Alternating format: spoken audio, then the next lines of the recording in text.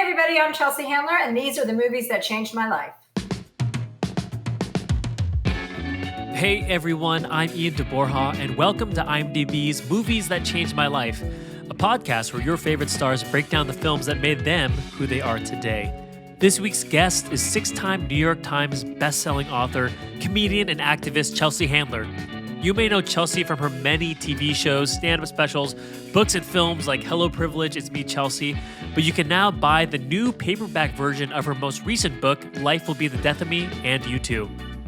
In addition to discussing the movies that changed her life, Chelsea and I talk about her personal growth over the last year and her upcoming HBO Max stand-up special. Before we start, I want to give a quick shout out to The Burner77 for the awesome review on Apple Podcasts. If you haven't yet, don't forget to leave us a review and I'll give you a shout out next week. Thanks for listening. Here's Movies That Changed My Life with Chelsea Handler. So let's jump into that. So Life Will Be the Death of Me and You Too was already released on audiobook and hardcover, and now it's getting a paperback release on June 23rd. Very, very exciting. So do you want to talk about what the book is all about? Yeah, so I've written a bunch of books, but this is the first book where I really I went to therapy for the first serious time with the intention of actually fixing something when I was 40. And when I came out of it, I wrote this book because he just took me down the road I thought I never had to go, which is like, my childhood and trauma from that. But he took me down it in a way where I came out the other side and my life was completely different for having done the work. And I had to share that because, my whole career is about oversharing stupid stuff. So I was excited to be able to overshare something profound and meaningful that transformed my life. And I just knew, not everybody has access or has the ability to go see a therapist, obviously. So if I could impart any wisdom or help anybody else who's struggling with, a grief or trauma from their childhood, which every single person seems to be, then I thought it would help people. And, the response from the book was so incredible. And being on the book tour, I hadn't done that in so many years. So it was just a really exciting time to also show off this new part of me that I had never been comfortable with before. Yeah, it's deeply, deeply personal, very emotional. I listened to the audiobook portion as well, and there's some parts where you're really sort of putting yourself out there in a different way. Like you said, people know you from any of your TV shows and stuff. You don't hold anything back, and I really love that in the book you show a very different side of it. Is it fair to say that I feel like every chapter is sort of basically your relationship with someone else in your family and sort of mixed into modern, sort of things that are happening around you? Was that the intent going into the book, or did that sort of happen as you were writing and laying out all your ideas? Well, I did this in a more methodical way than I've written any of my other books. And my stand-up show, I'm doing a stand-up special for HBO Max, which is basically off of the book. I took the book and I put it in stand-up form because I wanted to have the emotional kind of roller coaster. I wanted to have the hilariousness of going to therapy and self-awareness and finding out you're just a fucking bitch. And being like, oh my God, really? Is that how I'm coming across? I thought I was just being direct and honest. And they're building self-awareness is a gift in and of itself to even, because, you don't have to get it until you need it. And then you're it sometimes could be a little bit too late, but better late than ever. So it was, and I wanted to be able to mirror that. I wanted to do a stand-up show that wasn't just about telling jokes. I wanted it to have a message from beginning and to end. And so in being on this book tour for Life Will Be the Death of Me and then turning it into a stand-up show and slowly working my way back to stand-up is just kind of it's like I'm coming home to the very thing that gave me my career in the first place after I just did the deep work, and now I enjoy it again and I have something to say. So in the book, you speak at length about the Enneagram test, which is a personality test that will tell you one of the 9 different types of personality you fall into. There is the reformer, the helper, the achiever, the individualist, the investigator, the loyalist, the enthusiast, the challenger, and the peacemaker. And I took the test myself to see what type I got. So I got a 3, which is the achiever, followed by 8, which is the challenger, like you, and then 7 as the enthusiast. So we match kind of similar in a lot of the ways, and I thought it was, oh, that's cool. And then we kind of get going. Do you still see yourself as a challenger first, especially after a year has been passed from your sort of growth? Do you still see yourself that way? Oh, yeah, that's a good question. I haven't thought about that. No, Yeah, I mean, I'm always going to be like a fixer. I think of it as a fixer. Like I always want to go in and be like, okay, I'll fix this. I've definitely changed a lot. Like I'm definitely a more mature, more grown up person. I'm still ridiculously stupid and and nonsensical and like I'm stoned half the time. But like I'm definitely wiser and I know now not to insert myself into everything. I know to like hang back and that not everybody needs my opinion all the time. I think I'm more judicious about giving it more sparingly. And I just think your work gets sharper as you get more clarity. And from therapy, I got a lot of clarity. And it was, it's heart wrenching to have to go through the worst moments of your life or the most terrible moments you can remember.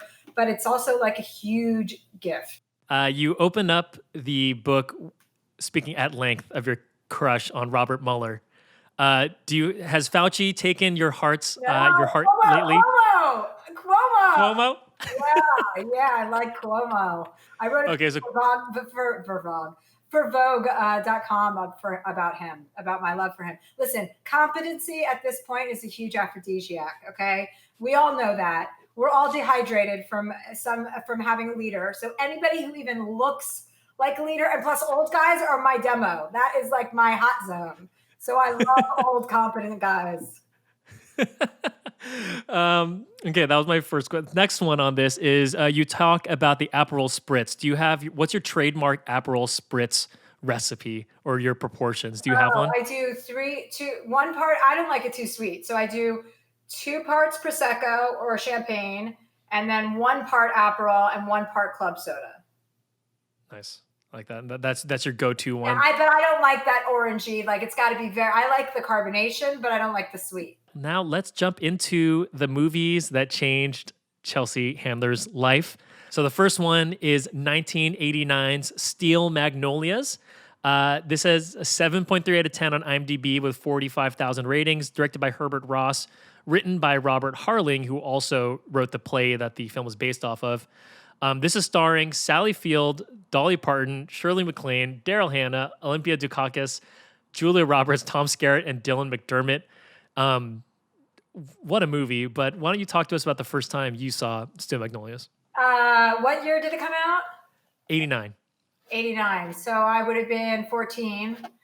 So I was, there's that scene in that movie where Julia Roberts dies and Sally Field plays her mom and she's just at the funeral after the funeral and she's crying and she's like, I just want to, and it's just, you're watching it as a, viewer completely, feeling this moment.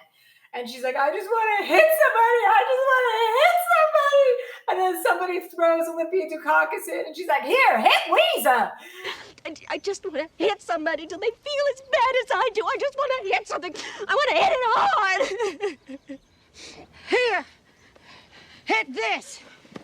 Go ahead, Malin. Slapper. Are you crazy?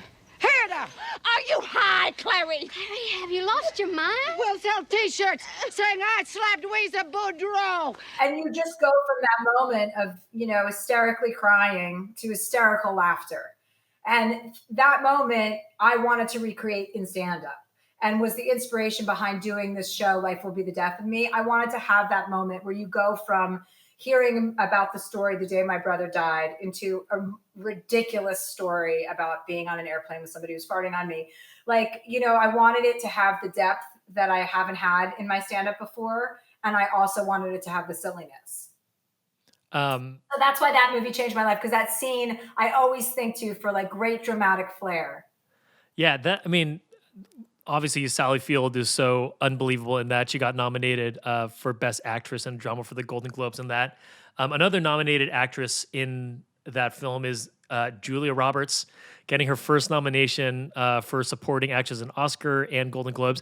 How amazing is Julia Roberts in Steel Magnolias? I mean, I love Julia Roberts, and every movie she's in, she just steals every scene, which is incredible in Steel Magnolias because there's so many huge actors at the time, and she's this young, startup actress, and she is so good.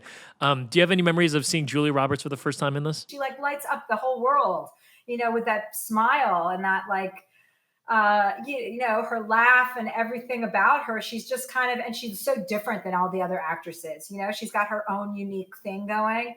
So yeah, I grew up loving Julia Roberts. I ran into her actually in LA, probably like I don't know, like 6 months ago at I was going to do a podcast actually in some building, and I ran into her at the elevator, and I was like, "Hi." She's like, "Chelsea Handler." She's like, "You're just walking in here all by yourself." She had like 8 people with her. Like, yeah, just me.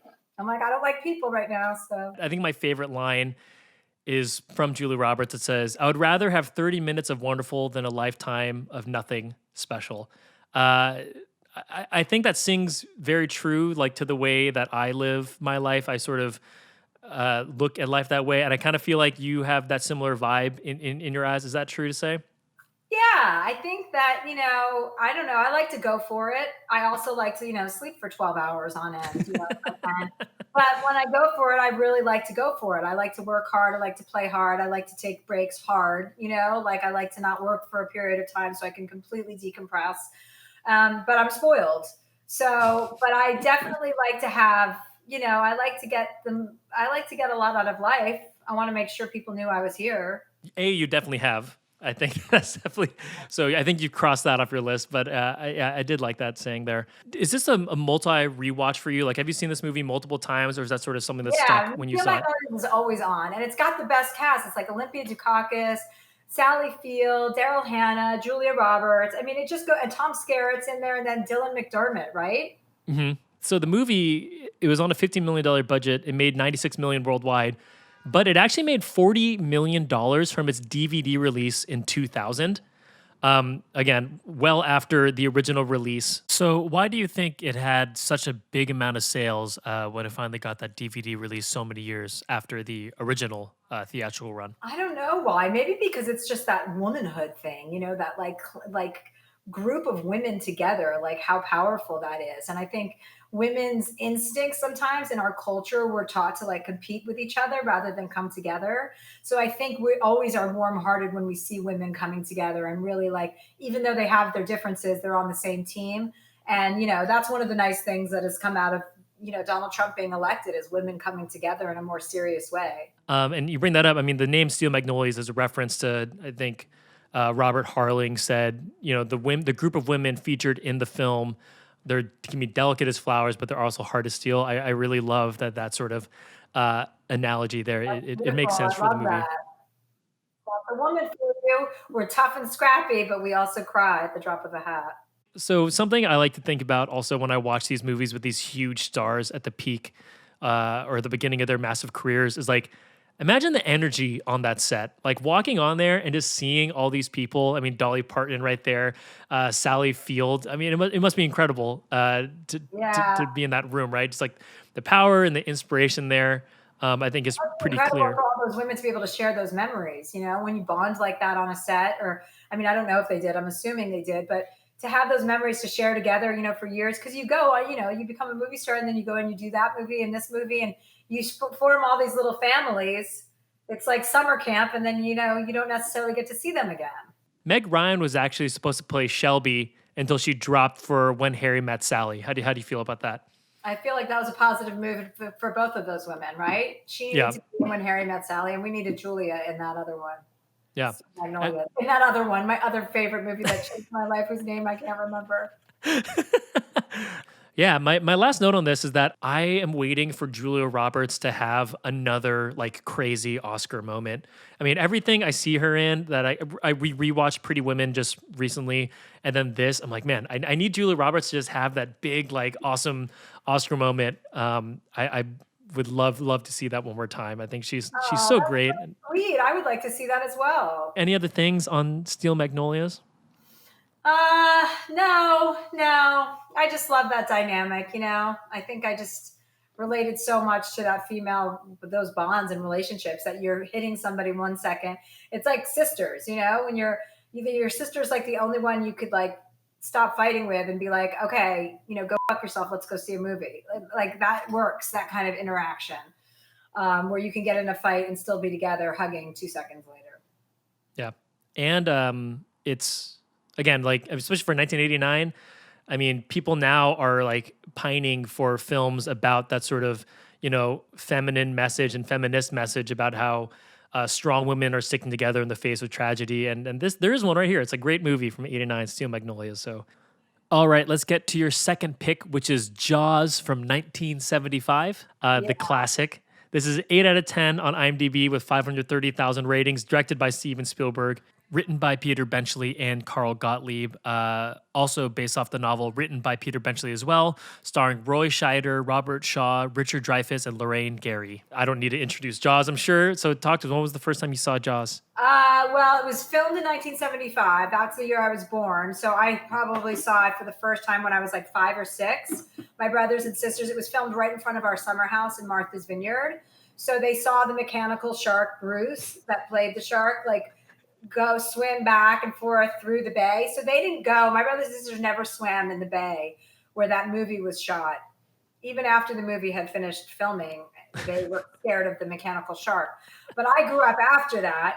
But I saw the movie and we knew a lot of people on the island that were in the movie. So the movie, it defines my life because I grew up in Martha's Vineyard in the summer times and my whole life is like what that movie is. Like at the beach, like my whole childhood, my whole teenage years, it was like well, I remember watching that at 5 and I'm like, oh, this is what it's going to be like when I'm a teenager. And sure enough, it was. And sure enough, by the way, now there are sharks everywhere in Cape Cod. So Oh, really? yeah, they're everywhere. I just saw a thing on the news the other night. They were like, they've tagged like 200 sharks in the Cape Cod area, great whites. It's like, what? Our life repeating art, right? Art imitating life. Art imitating life, that's what it is. So it's funny. Your first memory or your sibling's first memory of Jaws is the mechanical shark. So I grew up in San Francisco and used to go to the Universal Studios theme park in LA when I was a kid. And that was actually my first experience with Jaws. Are you familiar with the Universal Backlot Tour? Oh yeah, definitely. Yeah, so for those who aren't familiar, it's basically like a 40-minute ride at Universal Studios where you get in a tram and they take you through the filming backlots.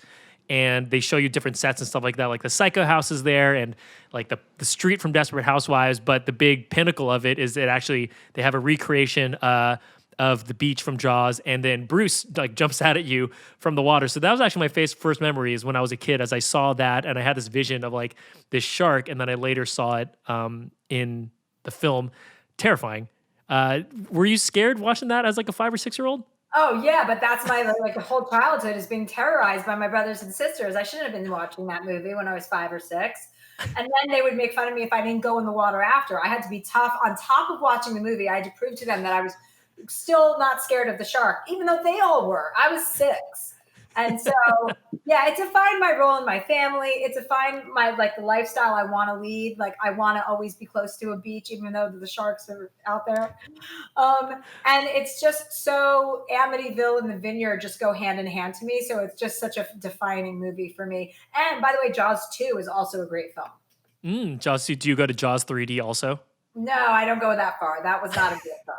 So let's not get the way. Jaws 2 is where it's just like Porky's and Porky's Revenge, and then that was it. I like that. Something I got out of this most recent viewing of Jaws, I've seen it a whole bunch of times, is that it is very like relevant today in a weird way.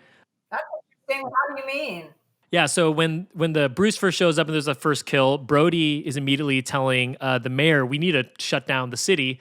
And then the mayor says, what are you talking about? This is a beach town. It's right before 4th of July. We can't have a panic. Like we need our income here. And so when I was watching that, I was like, man, this like reminds me of sort of like the COVID shutdown and how all that sort of thing happened, about how certain people were trying to say, no, we need to stop. I mean, they even brought in the scientist who said there's this huge problem that everyone is kind of ignoring. And then it kind of got worse from there.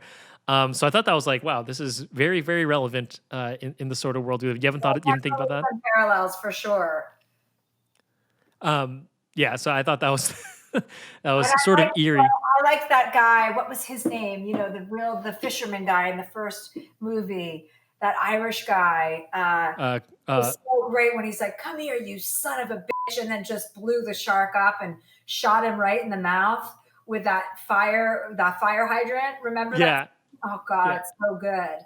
And Jaws 2 is good because there's all the water skiing. But I do know a behind the scenes story. In the first Jaws, when they go out and there's the girls at the beach and she's at South Beach and they're pulling her. In real life, that girl broke a bunch of ribs when they pulled her. And you can hear her screaming, going, "It really hurts. It really hurts." I did not know that. That's a great story. I mean, there's so many funny, like, technical stories about Jaws, like for film nerds, like the lore of how finicky the mechanical Bruce was led to, I think, one of the strongest points of the movie. So the shark only actually has 4 minutes of screen time in Jaws, but that's what makes it so scary. I think that if everything had worked out and they're showing it flying all over the place, I think the effectiveness of a lot of the scariest moments of that movie wouldn't have worked out well. You also you don't have to have seen Jaws to know that music, that score, that da da da da da da is Jaws. Yeah. And I mean, that movie jump-started both Spielberg and John Williams' career. And it's funny you say that because I guess Spielberg, when John Williams showed that music theme to Spielberg for the first time, Spielberg actually said, that's a joke, right? And then they put it to film, and Spielberg obviously was like, well, this movie isn't the same without that score. So I think it's funny how that all sort of turned out. Yeah, it was a shit show for Steven Spielberg, apparently, right? Like, they ran out of money 3 times or something, and he was over budget and...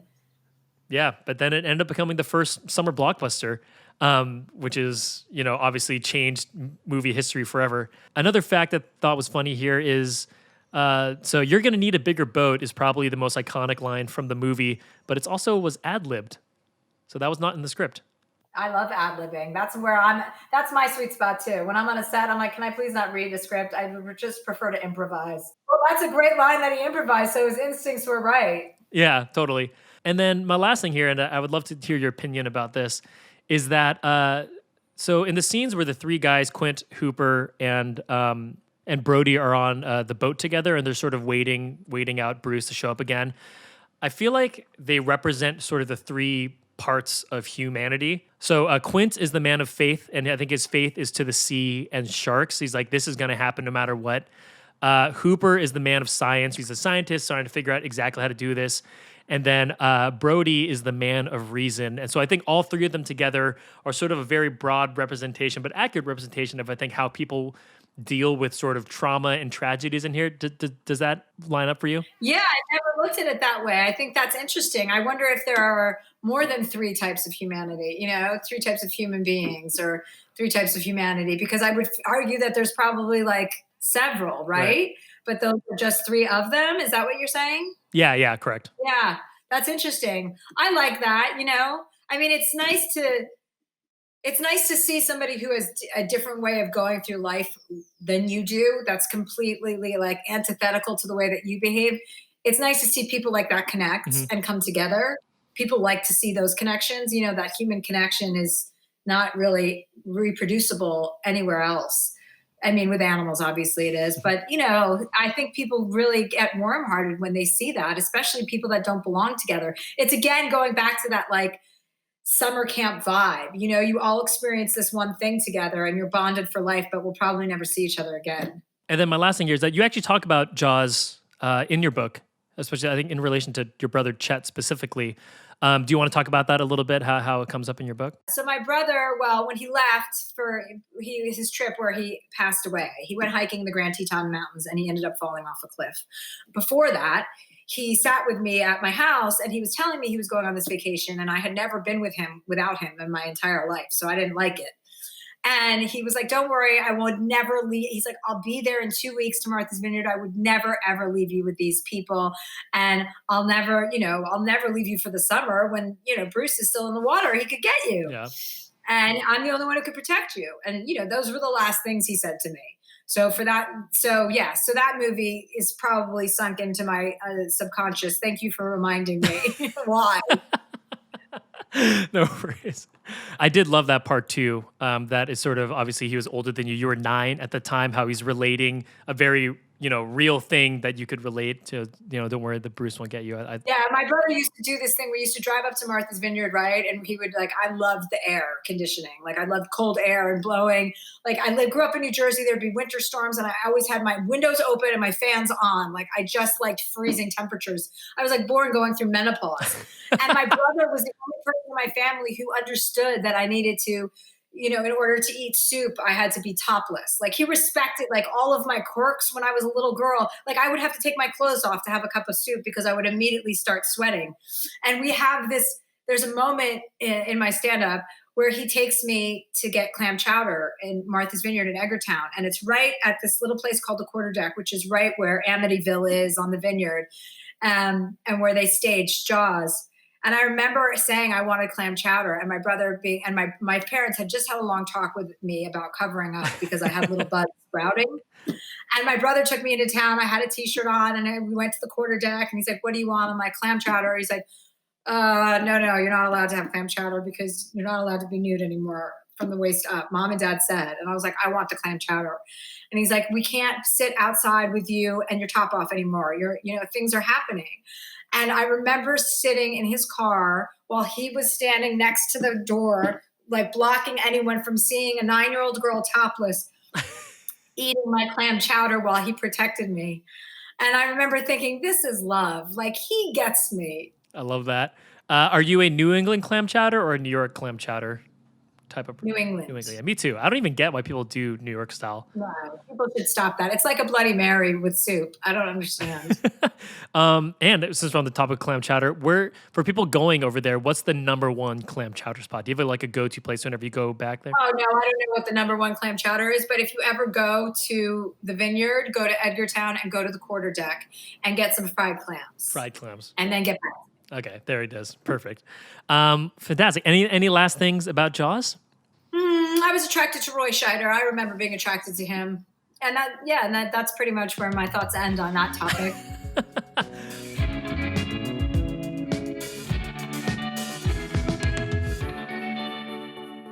Hey everyone, I hope you're enjoying this week's episode of Movies That Changed My Life. If you are, don't forget to hit the subscribe button to make sure that you get all of our new episodes as soon as they are available.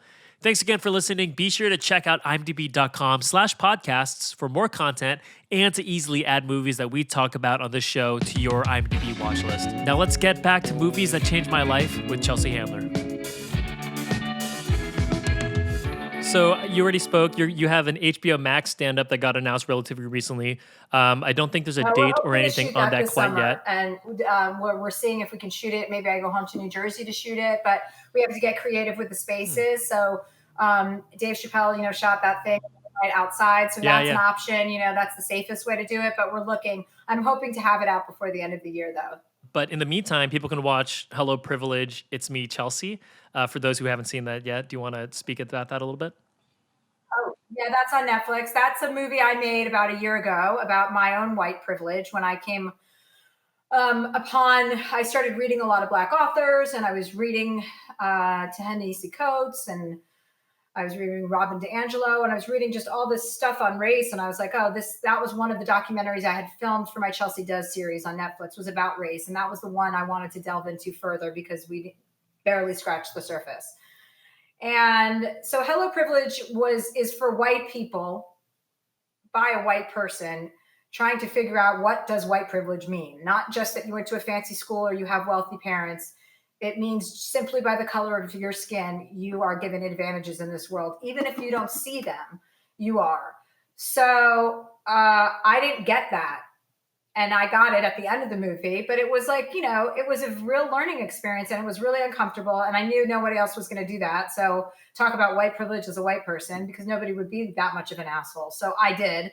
But I hung myself out to dry and admitted my own, failing and understanding how severe the situation is and what it's like to grow up as a person of color in this country. And, and I wanted to repair my, my missteps and start doing work that is beneficial, since I've been taking for so much. And since I'm in a position to do better than that. Yeah. And something that stood out to me for that movie and your book, I mean, in chapter 2, you're writing about white privilege and how, I think you specifically say, like, you've never been scared for getting pulled over. And I think that's great to hear from people who are and have been huge allies for minorities and the LGBTQ plus community like yourself. I think it's great because you writing that and making a film about it says, like, hey, even as a great advocate and ally to communities, like, people can continue to learn. And I think that's a really important message that should be remembered especially to make sure that this movement that is going on right now isn't forgotten when people, when summer comes and people sort of forget that no matter how much of an ally you are or think you are, you could always do more and acknowledge things. So I really love that you sort of open with that right away. And that's the overarching theme to the book. Thank you. Thank you. I appreciate that feedback. All right. And then let's go to your last pick here. One I'm very, very excited to discuss. So this is 1994's Clifford, directed by Paul Flaherty, written by William Porter as J.D. Rock, Stephen Campman as Bobby Vaughn Hayes, starring Martin Short, Charles Grodin, Mary Steenburgen, and Ben Savage.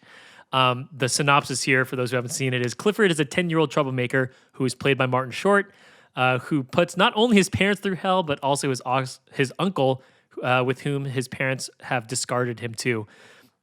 What is the story behind Clifford hitting this list? I need to know. I think it is one of the funniest performances. First of all, Charles Grodin is one of the funniest people. And Martin Short is so funny. And their chemistry in this movie made me laugh so hard. Every time I see this movie, I just can't believe Martin Short. I just can't believe they allowed him to play like a 10-year-old boy. That in and of itself is enough to want to love this movie. But it's so good. It's so good. He's such an asshole, this kid. And it just defines everything that I think about kids. Like, it was a perfect example. Even though it wasn't a real one, I was like, oh, you're a small man that could be a kid. And I also find you annoying. So it cemented my appreciation for great comedy. And it also cemented my desire to remain childless and alone for as long as possible. When was the first time you saw this movie? I don't remember the first time seeing it. I remember watching it with my family in Martha's Vineyard one summer, and we were all really stoned. And I remember laughing so hard that I peed in my pants in the scene where I'm going to butcher this. He screwed over Charles Grodin in some way, and he's talking to him. Oh, and Mary Steenburgen, you know how oblivious she was in that movie about her. I mean, it's just so stupid. All of it is so stupid that it was such a success. My favorite line from that movie is when I think Martin Short, Clifford, is in, I think, the office of Charles Grodin, and Charles Grodin goes, look at me like a normal boy. You're doing it right now. Can you just act like a human boy for 1 minute here? Look at me like a person. You can't do it for more than a few seconds. Look at me like a human boy. Don't mess around with me. You're going to be back on that plane. You understand me? I understand that I love you. All right. Let it go. That's a good line, definitely. like a normal boy. There's so many unbelievable one-liners. So I hadn't seen this until I watched it for this interview, and I pride myself on like a weird comedy guy. Like, I love weird comedies and sort of things like that, and this never crossed my mind. And I loved like every minute of it. It is so bizarre and so weird, and I think like and so perfectly cast, yes, right? It's amazing across the board. Martin Short, I feel like this sort of led him into sort of like a Jiminy Glick in a lot of ways. Does that make sense? Like, I think, because Jiminy Glick was like a big kid. I mean, if you don't know Jiminy Glick, it was his old, it was a real talk show, but he played a character, Jiminy Glick, and it was a late night talk show, but it was so bizarre. And I remember watching Jiminy Glick when I was a kid, not really getting why I thought it was so funny, but like now when I go back and watch YouTube videos or whatever, I'm like, oh, this obviously like influenced the way I like look at comedy and things like that. I also appreciate like a grown man doing that. I can't say that enough. Like, I like men that are willing to make asses out of themselves. Yeah, he does so many insane things in this movie. Like, every couple minutes, Clifford figures out another way to punish his uncle in exchange for not taking him to Dinosaur World. Do you have any favorite pranks that Clifford does throughout the movie that stand out to you? Well, Charles Grodin's also like inability to alert Mary Steenburgen in that what's actually happening, like the frustration from him is so boiled over, and it's such a like crescendo. And again, it's like you relate to both characters because you're like, I feel like that kid and I feel like that adult. Like, I've been there. I think like a lot of current comedy is influenced by this as well. Some weird things like, do you ever watch a Tim and Eric Awesome Show, or have you seen that Tim and Eric, things like that? Yeah, I have. Like, very bizarre, sort of really out there sketch comedy today, I think doesn't exist without the beautiful movie that is Clifford. No, and I also love, in that time when that movie came out, I think you said Yep. 94, it was like that was like the height of sarcasm. And you can see that like laid throughout. You know how like now sarcasm isn't like the currency that it used to be. Like it used to be a niche. Right. And now people are much more earnest and like careful with their, everyone's politically correct and you're not trying to hurt people's feelings. So sarcasm has taken like a back seat, which is like my personal brand of humor, and earnestness has replaced it, with like, shows like Broad City where it's like it's more silly than mean spirited, Yeah. so that's a good thing also. But when this came out, it was in that prime like Police Academy type, Right. Porky's type. Well, Porky's might have been in the 80s, but all in the same kind of vein. Sarcasm was a hot commodity. I don't think people understood how ridiculous it is that Martin Short was playing a 10-year-old, like was supposed to be a joke. Like I read some of the bad reviews on Clifford when it came out, and it seemed like people were like, why did they cast him to be a 10-year-old? I'm like, that's the point of the movie. Like the point of the movie is to have him. Yeah, now you wouldn't get away with that. You can't be an adult and play a 10-year-old. But I think it's so funny. The writers of the film, Stephen Campman and William Porter, they were so embarrassed by the final cut that they used pseudonyms on the screen credit. Which oh really? Yes. They didn't realize what kind of gem they had. How did it not do at the box office, Clifford? So it had a budget of 19 million. Opening weekend, it made 2.5 million and went on to gross 7.4 million. So they broke even. So big, budget of 19 million, and it only made 7 million. Oh, so they did not break even. Well, I'm glad you can thank me later for introducing you to this film. Yeah, I love it. It was so funny. I was like dying watching it on the couch, and my wife had seen it before, and she was like, "You never seen this?" So I put it on, and she was like, "You're gonna love this movie." And the whole time, I was just like laughing nonstop. There's so many crazy moments. It's a little bit like Step Brother, that movie. Yeah, totally. And then the last thing on Martin Short here, just the full range of Martin Short. The film opens up where he plays a 70-year-old pastor at a private school, helping out a young Ben Savage who attempted to blow up the gymnasium. And so we got a 60-year age jump from Martin Short. I mean, that shouldn't go unnoticed, right? He could still do a 60-year age jump, though. Haven't you seen him? Yeah. I mean, I've seen him do some things. I'm like, wait, what? Who is that? He's like a little shapeshifter. Yeah, I like that shapeshifter. When you saw this, were you like, this is a movie for me? Or was it, or sort of when you saw this, you were like, oh, my comedy can go this direction? No, I thought this is a movie that will always make me laugh. Like this could be a go-to movie to watch repeatedly and have the same experience because it will always hit me in like a funny spot. It's like how I feel about Three's Company. Like it's comforting and funny. Were those old Martin Short and like Steve Martin comedies, like were those like a staple in your household at all growing up? Yeah, definitely. We had all of that, Steve Martin, all those guys, all that like Saturday Night Live guys. And like John Belushi, Jim Belushi, that was a little before my time, but then John Belushi was before my time. And then like Chris Farley, all those guys and those SNL characters. Yeah, I grew up on those movies, those beautiful, like, remember those Kimberly Williams movies that Steve Martin used to like, those Nancy Meyer, like, wedding, all the wedding movie. Father of the Bride series. Yeah, I Right. grew up with a lot of that stuff that painted this like beautiful Nancy Meyers world and where everybody got along with their families and everybody had khakis and new cars. And I thought, where the fuck is this? And Clifford is sort of the opposite of that. I mean, we're talking about the time it came out, right? It like the setting is like a picturesque, like you said, like Nancy Meyers-ish movie. But then Clifford just like dropped in the middle of it, just like sets off a completely different tone, which I think is so funny. And anyone who hasn't seen it, please do. So awesome. So do you see any through line between Steel Magnolias, Clifford, and Jaws? No, zero. Other than that, I like all three of them. That's the line. So for me, it seems to be just from this conversation that you just have strong memories of viewing it with other people. Do you Do you ever watch movies alone, or do you sort of always watch it in a Oh group no, setting? all the time. That was definitely a group movie, though. Clifford is a group movie. Steel Magnolias is a group movie, and so is Jaws. Jaws I rewatch all the time with my nieces and nephews. They love it. But they're all group movies, you know. Better, all three of them. It's better to watch a movie with one of those three movies with people than to be alone. In fact. Very wise words. Thank you. This was a ton of fun. Life Will Be the Death of Me and You Too is now available on paperback, and you can get it wherever paperback books are sold. This was nice and fun. Look forward to putting this together. People are going to love it, I'm sure. Oh, thank you so much. Nice to see you. Yes, thank you very much. Bye-bye.